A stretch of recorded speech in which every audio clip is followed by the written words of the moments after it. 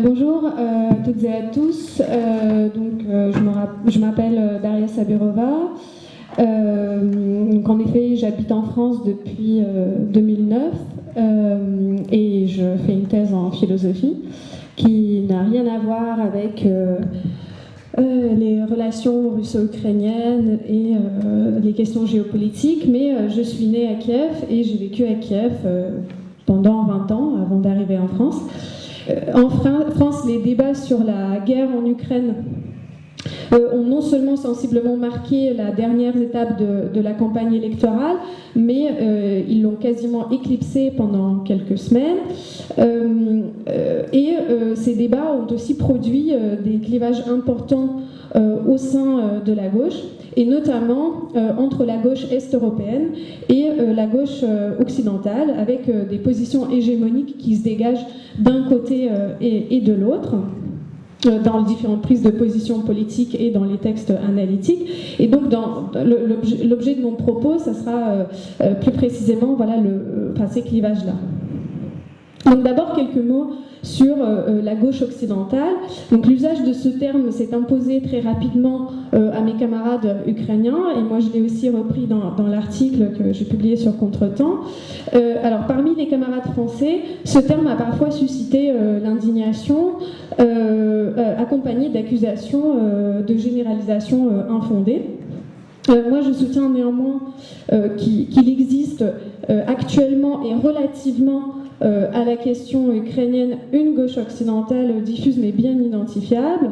Elle s'est cristallisée en France comme ailleurs de Mélenchon, Bellara, Corbyn, Sanders, jusqu'à diverses organisations et personnalités de l'extrême gauche, autour d'un certain nombre de positions communes concernant le statut de l'impérialisme russe, le fascisme, l'antifascisme, la livraison des armes à la résistance ukrainienne, les sanctions, les négociations de paix et d'autres questions. Et l'on constate que ces positions se trouvent étonnamment en porte-à-faux total avec les positions hégémoniques au sein du peuple attaqué en question, y compris ses organisations de gauche et ses syndicats. Donc, premièrement, il y a des divergences majeures dans l'analyse de l'impérialisme qui se place encore trop souvent dans un cadre théorique et politique propre à l'époque de la guerre froide et à l'époque qui suit immédiatement la chute de l'URSS. Donc, d'après les analyses largement dominantes, l'OTAN associé à l'impérialisme américain reste en dernière instance responsable de toutes les guerres d'agression.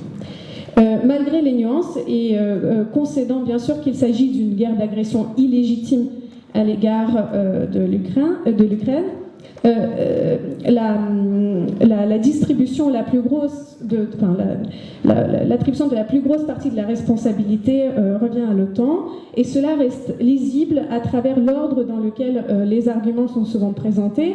Donc on dit oui, bien sûr, l'agression illégitime de l'Ukraine, mais quand même d'abord l'encerclement de l'OTAN.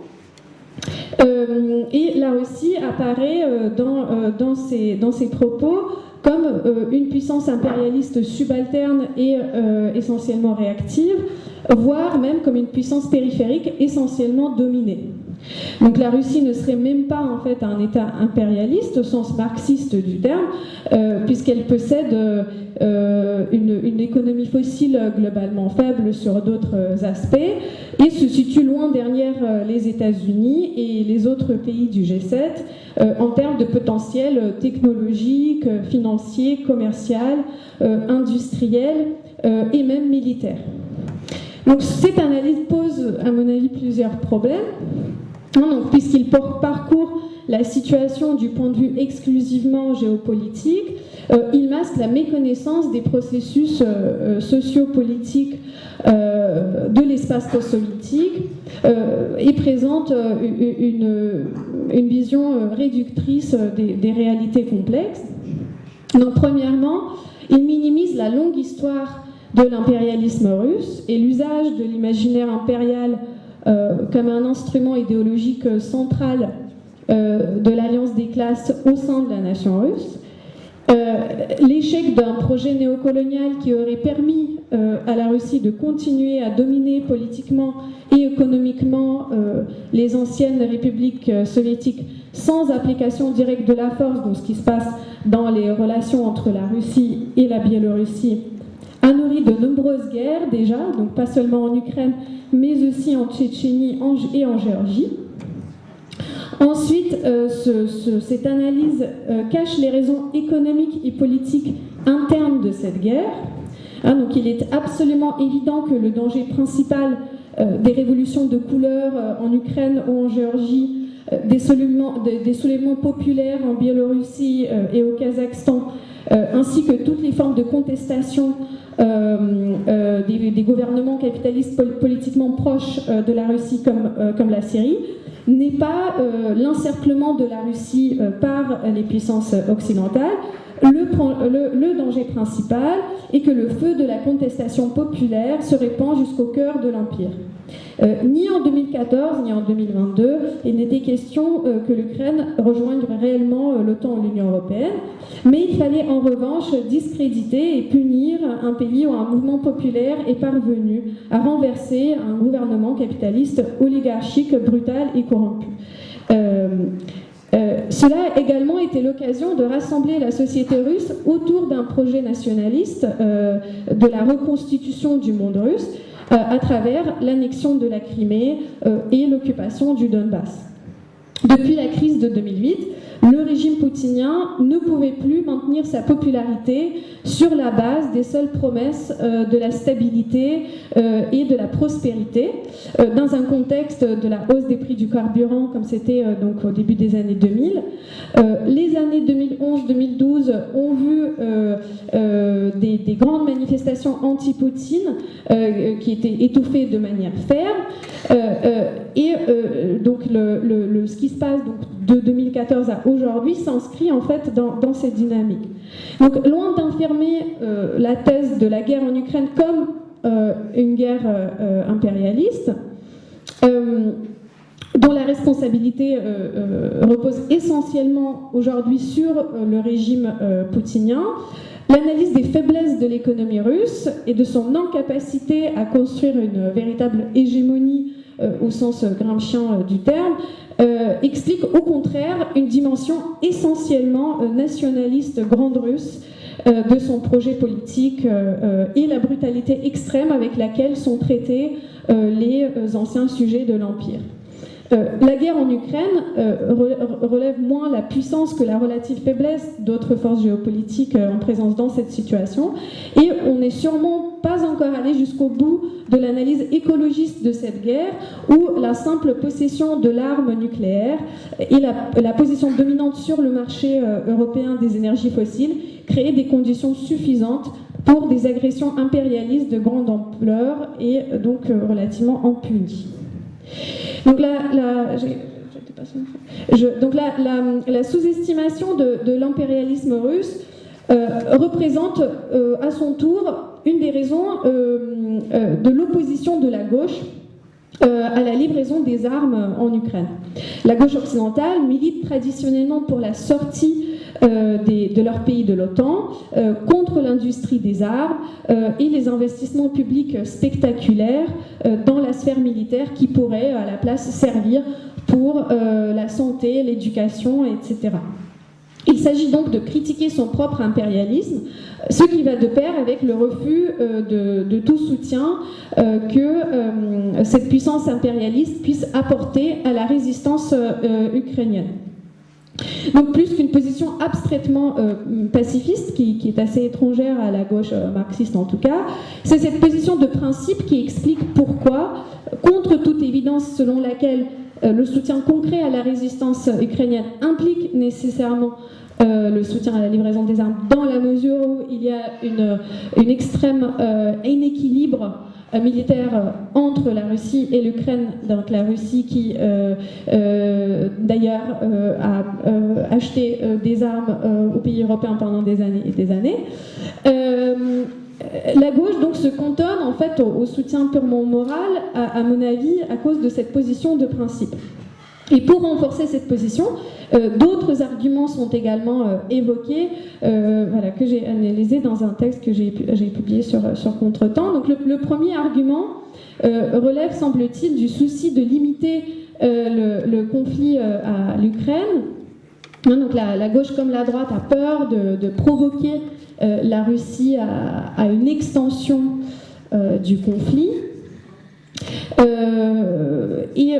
En réalité, malgré les grandes déclarations de soutien, les États-Unis restent eux-mêmes assez prudents sur cette question. Donc, ils refusent l'octroi de la no-fly zone, qui est tout le temps demandé par le gouvernement ukrainien, mais aussi la livraison d'avions de chasse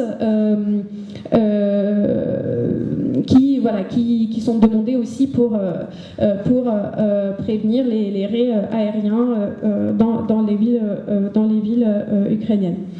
Donc les dirigeants occidentaux ne cessent eux-mêmes de répéter que l'implication directe des pays de l'OTAN dans la guerre contre la Russie est exclue de façon inconditionnelle.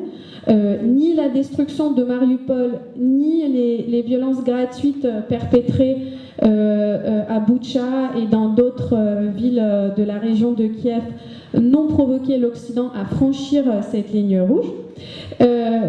Donc certes, la livraison d'armes défensives anti-chars, anti-missiles se poursuit, mais pas à la hauteur des attentes du gouvernement ukrainien qui en fait devient de plus en plus dur vis-à-vis des États-Unis et de l'Europe dans ses discours.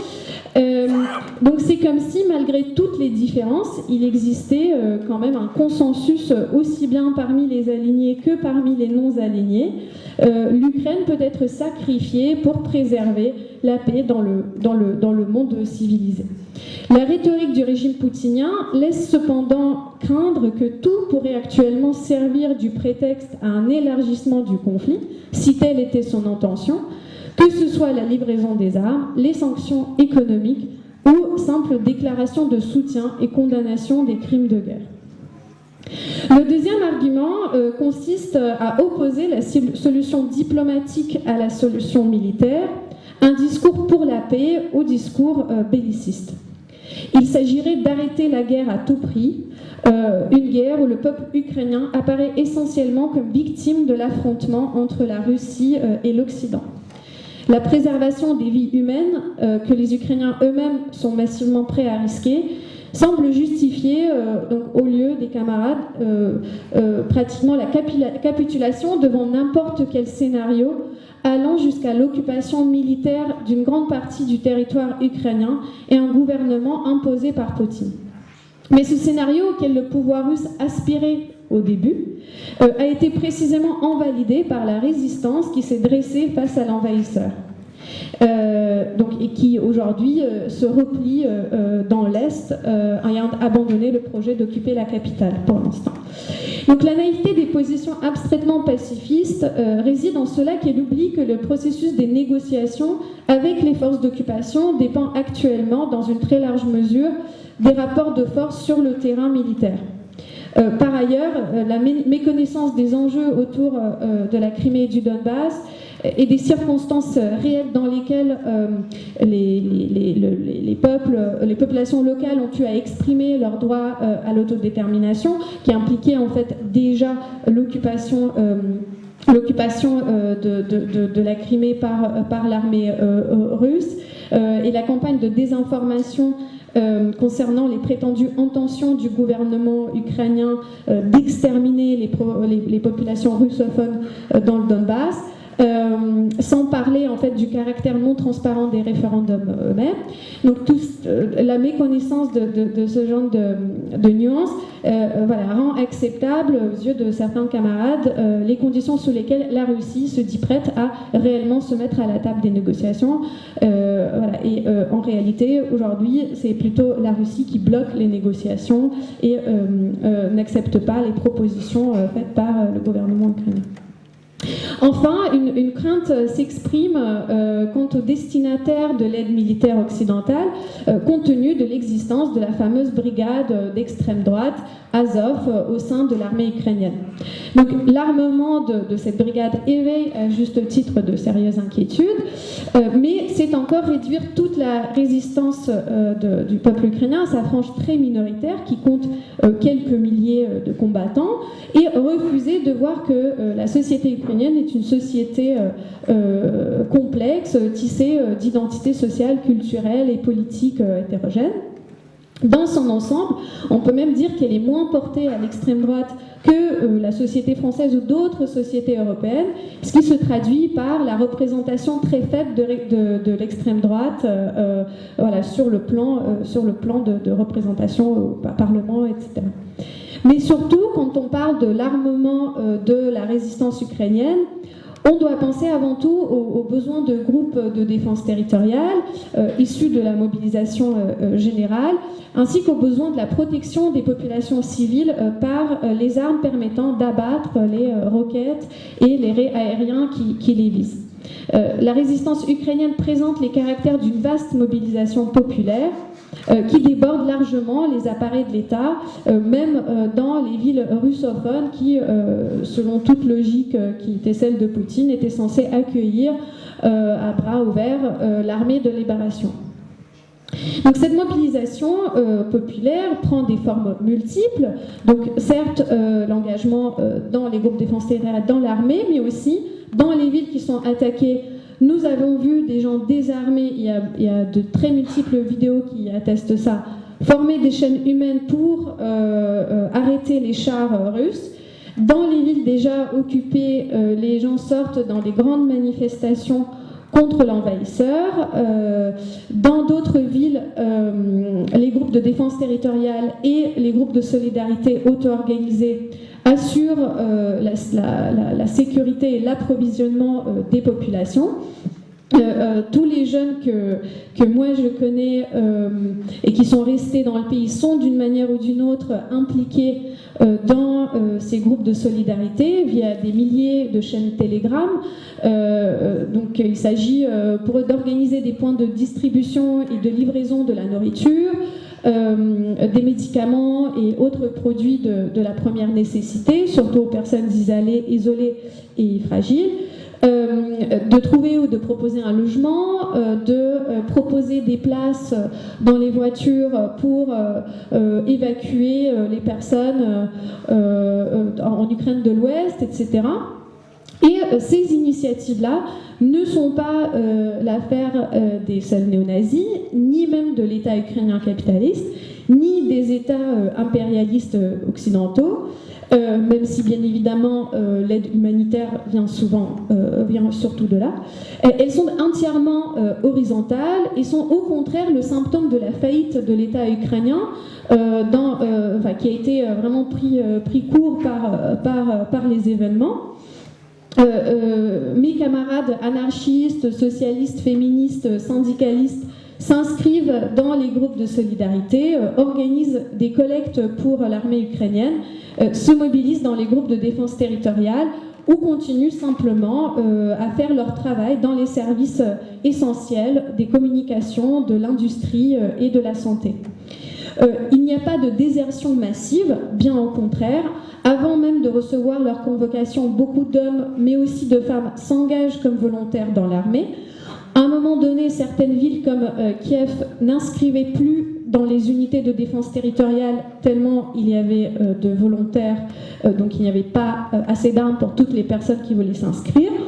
Donc le devoir minimal, me semble-t-il, de la gauche occidentale consiste à analyser cette situation sur le terrain et écouter les organisations locales avec lesquelles elle peut construire des solidarités, au lieu de porter un regard de surplomb et prétendre mieux savoir ce que la classe ouvrière ukrainienne doit faire et ses militants doivent faire. Je suis donc particulièrement contente de pouvoir participer aujourd'hui à cet événement comme celui-ci, qui accorde une vraie place à l'internationalisme par le bas et qui jette les bases pour la création des solidarités concrètes et directes entre les résistances populaires contre l'impérialisme dans différentes parties du monde, donc en Ukraine et en Syrie. Et voilà, je voudrais juste dire pour terminer que le texte qui a été rédigé par les membres de la cantine syrienne, donc Guerre en Ukraine, 10 enseignements syriens, était parmi les textes les plus forts et les plus justes que j'ai lus voilà, ce dernier mois. Merci beaucoup.